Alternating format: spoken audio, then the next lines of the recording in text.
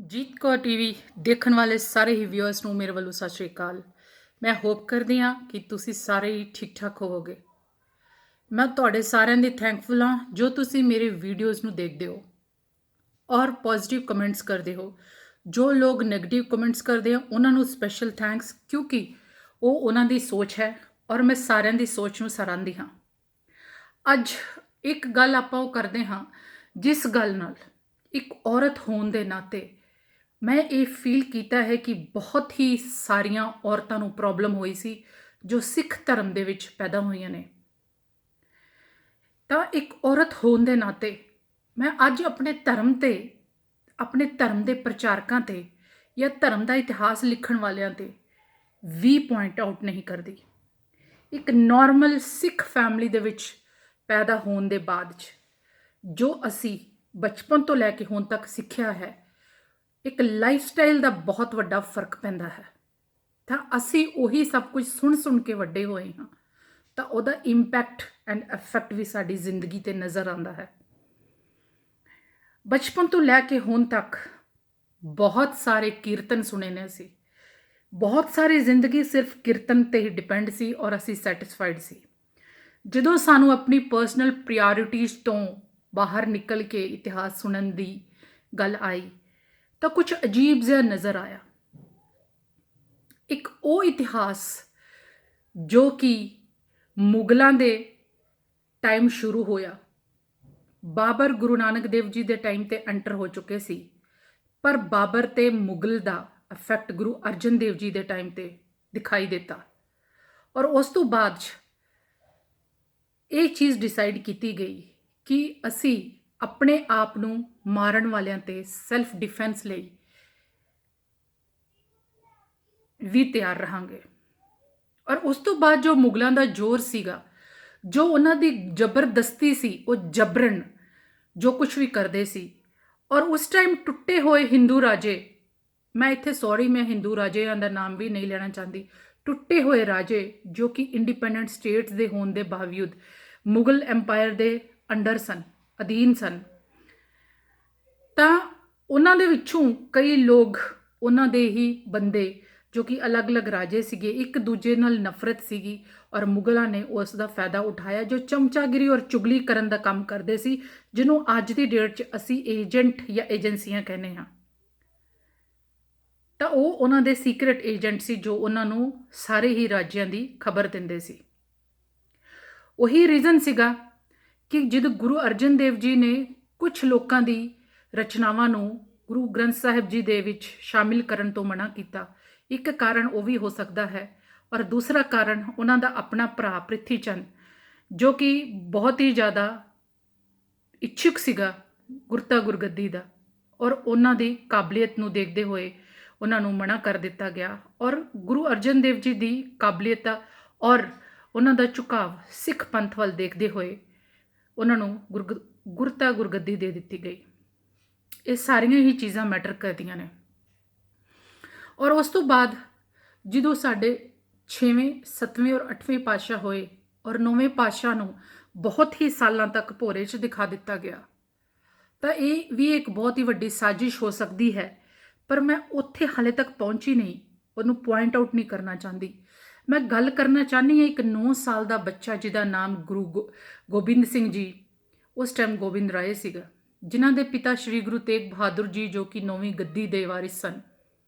ਜਦੋਂ ਕਸ਼ਮੀਰੀ ਪੰਡਿਤ ਔਰੰਗਜ਼ੇਬ ਤੋਂ ਪਰੇਸ਼ਾਨ ਹੋ ਕੇ ਗੁਰੂ ਜੀ ਦੀ ਪਨਾਹ 'ਚ ਆਏ ਔਰ ਉਹਨਾਂ ਨੇ ਰਕਸ਼ਾ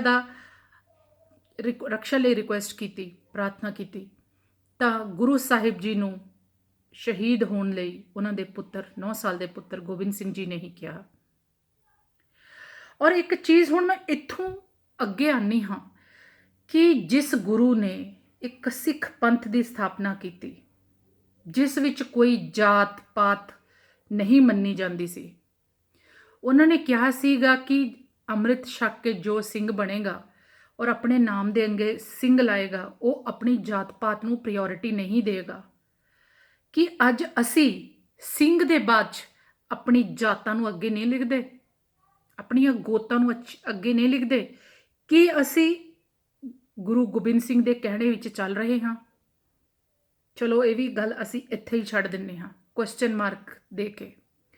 ਦੂਸਰੀ ਗੱਲ ਕਿ ਇੱਕ ਸਮੇਂ ਆਇਆ ਜਦੋਂ ਮੁਗਲਾਂ ਦੇ ਨਾਲ ਲੜਾਈ ਕਰਦੇ ਕਰਦੇ ਕਿਲੇ ਦੇ ਵਿੱਚ ਬਹੁਤ ਵੱਡਾ ਘੇਰਾ ਪੈ ਗਿਆ, ਔਰ ਉਸ ਤੋਂ ਬਾਅਦ ਅੰਦਰ ਦੀ ਜਿਹੜੀ ਰਸਦ ਹੈ, ਕਿਉਂਕਿ 6 ਮਹੀਨੇ ਦਾ ਘੇਰਾ ਸੀਗਾ, ਅੰਦਰ ਸਮਾਨ ਮੁੱਕ ਵੀ ਸਕਦਾ ਹੈ, ਕਿਉਂਕਿ ਕਈ ਸਾਲਾਂ ਦਾ ਸਮਾਨ ਅੰਦਰ ਤਾਂ ਨਹੀਂ ਰੱਖਿਆ ਜਾਂਦਾ, ਬਾਹਰੋਂ ਸਪਲਾਈ ਰੁਕ ਗਈ।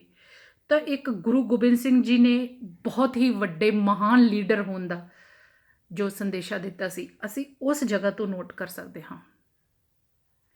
ਦੂਸਰੀ ਉਹਨਾਂ ਦੀ ਮਹਾਨਤਾ ਇਹ ਸੀ ਕਿ ਔਰਤ ਨੂੰ ਵੀ ਆਦਮੀ ਦੇ ਬਰਾਬਰ ਧਰਮ ਦੇ ਵਿੱਚ ਜਗ੍ਹਾ ਦੇਣਾ,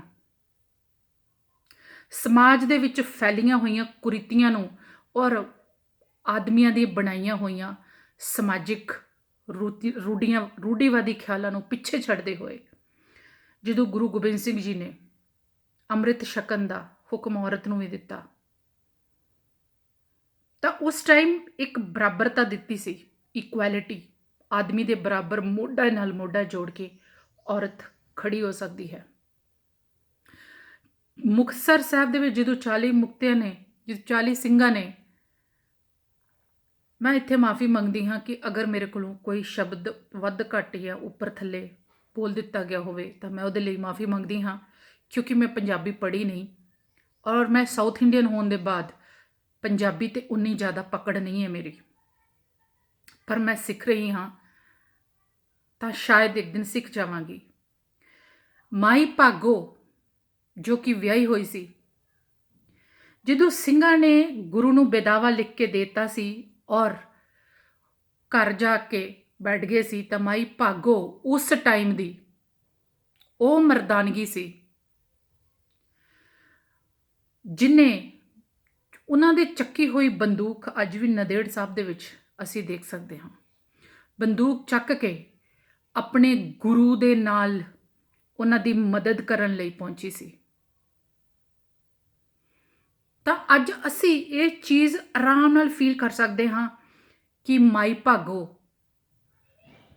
ਦੀ ਸੋਚ ਉਸ ਟਾਈਮ ਕਿੰਨੀ ਸੀ, ਉਹਨਾਂ ਦਾ ਗੁਰੂ ਨਾਲ ਪਿਆਰ ਤੇ ਵਿਸ਼ਵਾਸ ਕਿੰਨਾ ਸੀ, ਔਰ ਉਸ ਟਾਈਮ ਗੁਰੂ ਦੇ ਸਾਥ ਦੇਣ ਦੀ ਕਿੰਨੀ ਜ਼ਰੂਰਤ ਸੀ, ਔਰ ਉਸ ਟਾਈਮ ਕਿੰਨੀਆਂ ਕਠਿਨਾਈਆਂ ਸੀ। ਇਹ ਅਸੀਂ ਕਿਸੇ ਵੀ ਚੀਜ਼ ਨੂੰ ਇਹਦੇ ਚੋਂ ਡਿਲੀਟ ਨਹੀਂ ਕਰ ਸਕਦੇ। ਉਹ ਮਾਈ ਭਾਗੋ ਜੋ ਜੰਗ ਦੇ ਵਿੱਚ ਆਦਮੀਆਂ ਵਾਂਗ ਲੜੀ, ਉਹਦੀ ਹਿੰਮਤ ਦੀ ਅੱਜ ਵੀ ਅਸੀਂ ਦਾਤ ਦਿੰਨੇ ਹਾਂ। ਭਾਈ ਕੁਲਵੰਤ ਸਿੰਘ ਜੀ ਨੇ ਕਥਾ ਦੇ ਵਿੱਚ ਜਦੋਂ ਮਾਈ ਭਾਗੋ ਦੀ ਨਗਨ ਅਵਸਥਾ ਨੂੰ ਗੁਰਪ੍ਰਤਾਪ ਸੂਰਜ ਪ੍ਰਕਾਸ਼ ਗ੍ਰੰਥ ਦੇ ਵਿੱਚ ਲਿਖੀ ਗਏ ਕੁਝ ਸੰਵਾਦ, ਕੁਝ ਰਚਨਾ, ਭਾਈ ਸੰਤੋਖ ਸਿੰਘ ਜੀ ਚੂੜਾਮਣੀ ਜੋ ਕਿ ਸ਼ਾਇਦ ਹੁਣ ਇਸ ਦੁਨੀਆ 'ਚ ਵੀ ਨਹੀਂ ਹਨ, ਅਸੀਂ ਉਹਨਾਂ ਨੂੰ ਕੁਝ ਨਹੀਂ ਕਹਿ ਸਕਦੇ, ਪਰ ਅੱਜ ਇੱਕ ਸਵਾਲ ਮੈਂ ਨਾਰਮਲ ਜਿਹਾ ਪੁੱਛਦੀ ਹਾਂ ਕਿ ਉਸ ਟਾਈਮ ਦੀ ਯੋਧਾ ਔਰਤ, ਜਿਸ ਟਾਈਮ ਗੁਰੂਆਂ ਦੀਆਂ ਔਰਤਾਂ ਦਾ ਵੀ ਵਿੱਚ ਇਤਿਹਾਸ ਦੇ ਜ਼ਿਕਰ ਨਹੀਂ ਆਇਆ, ਉਹ ਮਰਦਾਨਗੀ, ਮਰਦ ਦੇ ਖਿਆਲ ਰੱਖਣ ਵਾਲੀ ਮਾਈ ਭਾਗੋ ਜਦੋਂ ਜੰਗ ਦੇ ਵਿੱਚ ਆਈ, ਔਰ ਉਹਦੀ ਉਸ ਅਵਸਥਾ ਨੂੰ ਜੋ ਜ਼ਿਕਰ ਕੀਤਾ ਗਿਆ ਕਿ ਉਹਦੇ ਕੱਪੜੇ, ਨਗਨ ਅਵਸਥਾ ਦਾ ਜੋ ਜ਼ਿਕਰ ਆਇਆ, ਜਿਸ ਦਾ ਬਹੁਤ ਹੀ ਸਾਰੀ ਔਰਤਾਂ 'ਚ ਰੋਸ਼ ਸੀ ਔਰ ਹੈਗਾ ਹੈ, ਔਰ ਮੈਨੂੰ ਵੀ ਹੈ, ਤਾਂ ਅੱਜ ਮੈਂ ਉਸ ਚੀਜ਼ ਤੇ ਡਿਸਕਸ ਕਰਨਾ ਚਾਹੁੰਦੀ ਹਾਂ ਕਿ ਉਹ ਮਰਦਾਂ ਦੀ ਸੋਚ ਰੱਖਣ ਵਾਲੀ ਰਾਣੀ ਦੀ ਝਾਂਸੀ ਦੇ ਬਰਾਬਰ ਔਰਤ, ਜਿਹਦੇ 'ਚ ਏਡਾ ਵੱਡਾ ਜਿਗਰਾ ਕਿ ਉਹ ਗਨ ਫੜ ਕੇ ਔਰ ਤਲਵਾਰ ਫੜ ਕੇ ਮੁਗਲਾਂ ਦੇ ਨਾਲ ਲੜੀ ਹੋਏ, ਉਸ ਔਰਤ ਦੀ ਮੈਂਟਲ ਡਿਸੇਬਿਲਿਟੀ ਹੋ ਸਕਦੀ ਹੈ। ਉਹ ਔਰਤ ਕੱਪੜੇ ਉਤਾਰ ਕੇ ਫਿਰ ਸਕਦੀ ਹੈ। ਉਸ ਗੁਰੂ ਦੇ ਸਾਹਮਣੇ ਜਿਨੇ 9 ਸਾਲਾਂ ਦੀ ਉਮਰ 'ਚ ਆਪਣੇ ਪਿਤਾ ਨੂੰ ਹਿਊਮਨ ਰਾਈਟਸ ਦੀ ਰੱਖਿਆ ਦੇ ਲਈ ਆਪਣੇ ਧਰਮ ਨੂੰ ਮੰਨਣ ਦਾ ਸਾਰਿਆਂ ਨੂੰ ਅਧਿਕਾਰ ਹੈ ਕਹਿ ਕੇ ਸ਼ਹੀਦ ਹੋਣ ਲਈ ਭੇਜਦਾ ਸੀ। ਉਹ ਗੁਰੂ ਜਿਨ੍ਹਾਂ ਨੇ ਰੋਕਿਆ ਮੁਗਲਾਂ ਨੂੰ, ਰਾਤੀ ਜਿਹੜੀਆਂ ਔਰਤਾਂ ਚੁੱਕ ਕੇ ਲਿਜਾਂਦੇ ਸੀਗੇ, ਔਰਤਾਂ ਦੀ ਇੱਜ਼ਤ ਬਚਾਉਣ ਲਈ ਲੜਾਈਆਂ ਕੀਤੀਆਂ, ਕਿ ਉਹ ਗੁਰੂ ਇਸ ਚੀਜ਼ ਨੂੰ ਬਰਦਾਸ਼ਤ ਕਰ ਸਕਦੇ ਸੀ? ਚਾਹੇ ਇਸ ਅਵਸਥਾ ਨੂੰ ਤੁਸੀਂ ਪਰਮਹੰਸਨੀ ਅਵਸਥਾ ਦੇ ਦਿੱਤਾ ਗਿਆ, ਇੱਕ ਉਹ ਦੇਵਿਕ ਰੂਪ ਦੇ ਦਿੱਤਾ ਗਿਆ ਕਿ ਜੋ ਇਨਸਾਨ ਆਪਣੀ ਸੁੱਧ ਬੁੱਧ ਖੋ ਕੇ ਪਰਮਾਤਮਾ ਦੇ ਚਰਨਾਂ ਦੇ ਵਿੱਚ ਜਾਂ ਪ੍ਰਮਾਤਮਾ ਦੀ ਭਗਤੀ ਦੇ ਵਿੱਚ ਲੀਨ ਹੋ ਕੇ ਆਪਣੇ ਕੱਪੜਿਆਂ ਨੂੰ ਵੀ ਉਤਾਰ ਸਕਦਾ ਹੈ।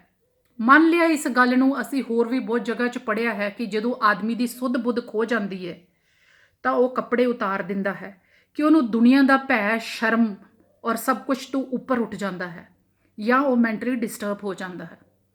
ਤਾਂ ਅੱਜ ਮੈਂ ਇਹ ਵਿਸ਼ਵਾਸ ਨਹੀਂ ਕਰਦੀ, ਮੈਂ ਹੋਰ ਔਰਤਾਂ ਦੀ ਗੱਲ ਨਹੀਂ ਕਰਦੀ, ਅੱਜ ਮੈਂ ਵਿਸ਼ਵਾਸ ਨਹੀਂ ਕਰਦੀ ਕਿ ਉਹ ਔਰਤ ਉਸ ਯੁੱਗ ਦੇ ਵਿੱਚ ਜਿੱਥੇ ਔਰਤਾਂ ਨੂੰ ਬਾਹਰ ਨਿਕਲਣ ਦਾ ਵੀ ਰਾਈਟ ਨਹੀਂ ਸੀ, ਜਦੋਂ ਜੰਗ ਦੇ ਮੈਦਾਨ ਦੇ ਵਿੱਚ ਆ ਕੇ ਮੁਗਲਾਂ ਦੀ ਫੌਜ ਦੇ ਨਾਲ ਲੜਦੀ ਹੈ ਤਾਂ ਉਹਦੀ ਮੈਂਟਲ ਡਿਸੈਬਿਲਿਟੀ ਇਸ ਤਰ੍ਹਾਂ ਹੋ ਗਈ ਕਿ ਉਹ ਗੁਰੂ ਦੇ ਚਰਨਾਂ 'ਚ ਖੋ ਕੇ ਨਗਨ ਅਵਸਥਾ 'ਚ ਪਰਮਹੰਸਨੀ ਅਵਸਥਾ ਪ੍ਰਾਪਤ ਕਰ ਗਈ।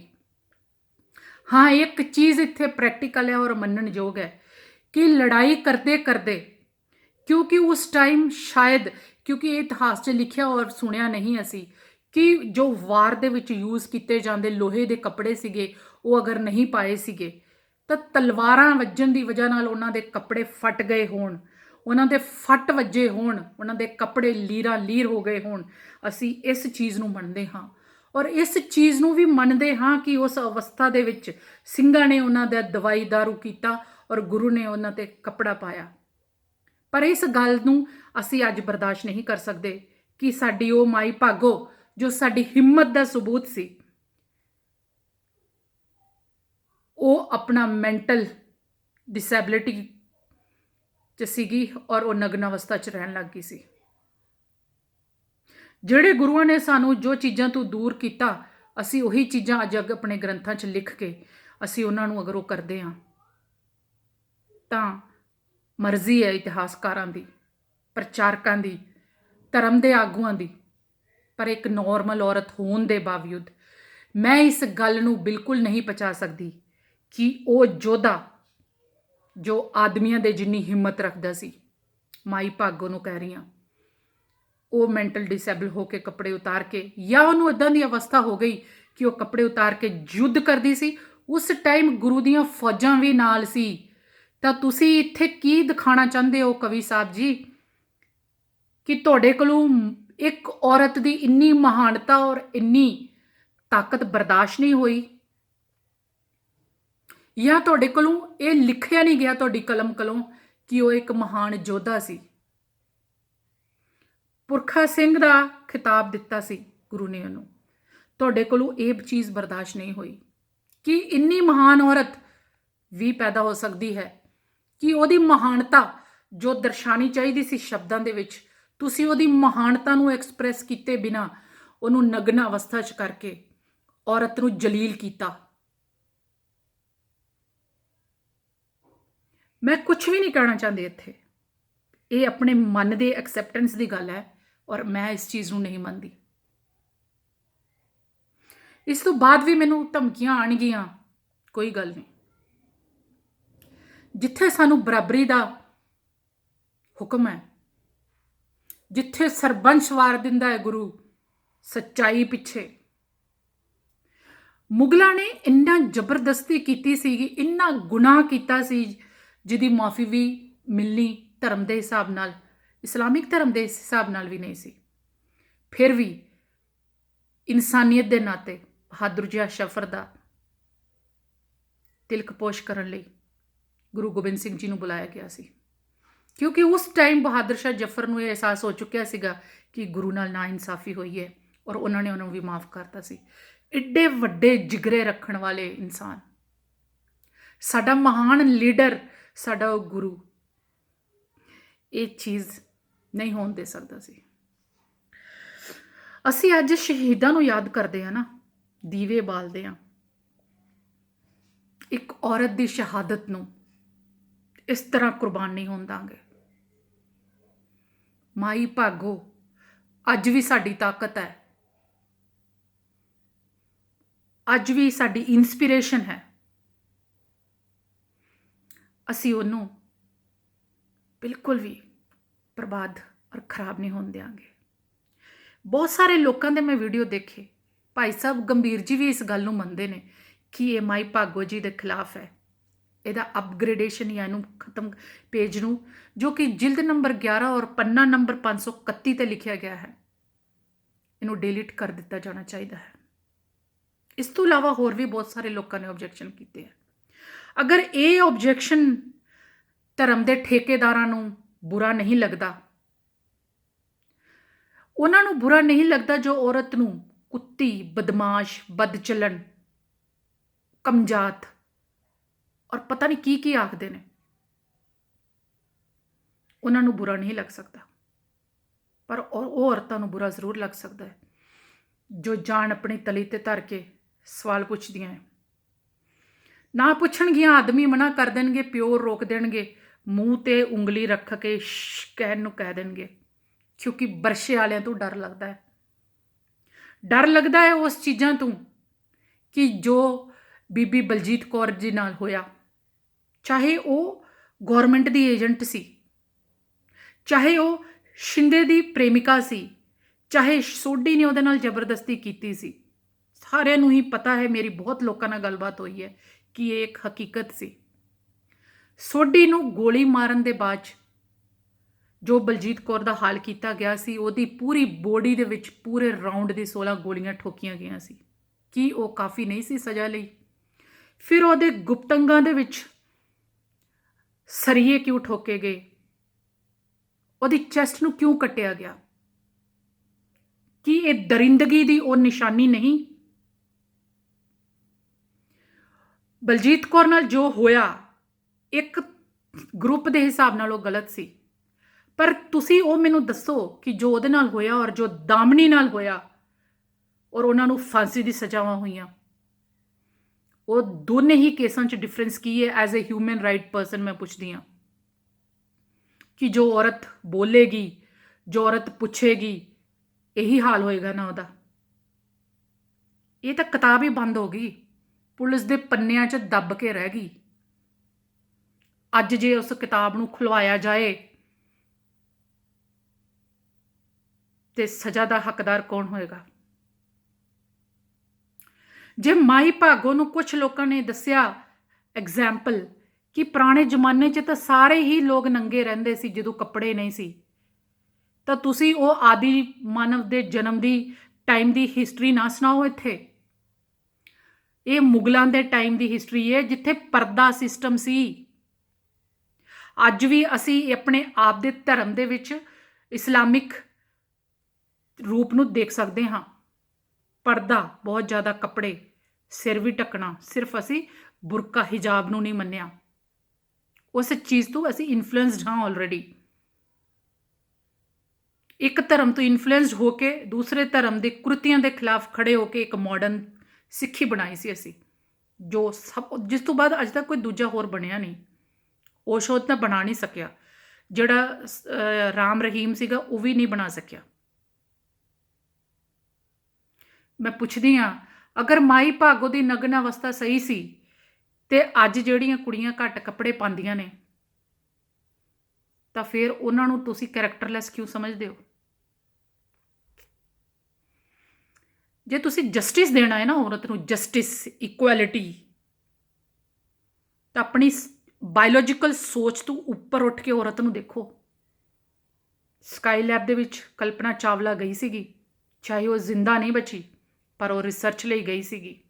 ਬਹੁਤ ਸਾਰੀਆਂ ਕੁੜੀਆਂ ਪਾਇਲਟ ਨੇ, ਬਹੁਤ ਸਾਰੀਆਂ ਕੁੜੀਆਂ ਸਰਜੀਕਲ ਡਾਕਟਰ ਨੇ, ਬਹੁਤ ਸਾਰੀਆਂ ਕੁੜੀਆਂ IPS ਐਂਡ IAS ਅਫਸਰ ਨੇ, ਬਹੁਤ ਸਾਰੀਆਂ ਕੁੜੀਆਂ ਪੋਲਿਟਿਕਸ ਨੇ।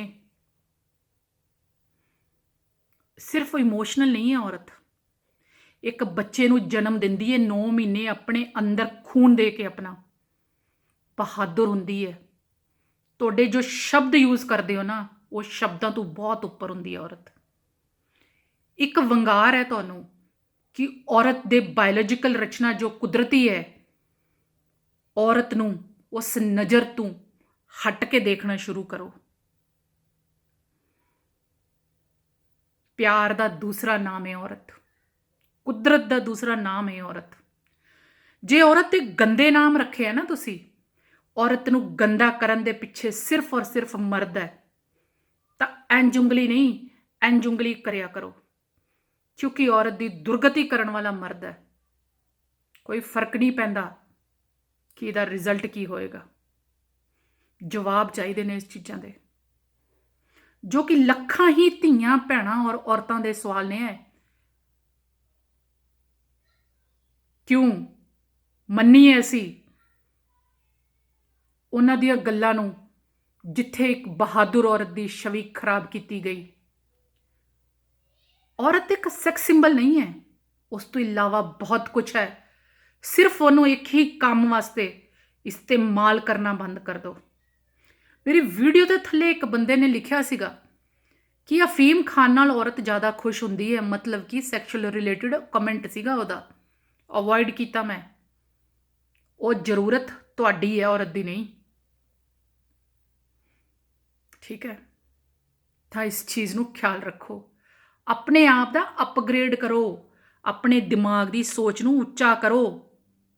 ਦੁਨੀਆ ਚੰਨ ਤੇ ਵਸਣਾ ਚਾਹੁੰਦੀ ਹੈ ਹੋਰ 5-7 ਸਾਲਾਂ ਔਰ 10 ਸਾਲਾਂ ਦੇ ਅੰਦਰ। ਤੁਸੀਂ 1000 ਸਾਲ ਪਿੱਛੇ ਨਾ ਲੈ ਕੇ ਜਾਓ ਆਪਣੇ ਆਪ ਨੂੰ। ਕਿਸੇ ਚੀਜ਼ ਨੂੰ ਪੁਆਇੰਟ ਆਊਟ ਨਹੀਂ ਕੀਤਾ, ਮੇਰੀ ਸੋਚ ਰੱਖੀ ਹੈ। ਔਰ ਉਹ ਸੋਚ ਦੇ ਥੱਲੇ ਜੋ ਵੀ ਧਮਕੀ ਆਏਗੀ ਉਹ ਵੈਲਕਮ ਹੈ। Thank you for watching.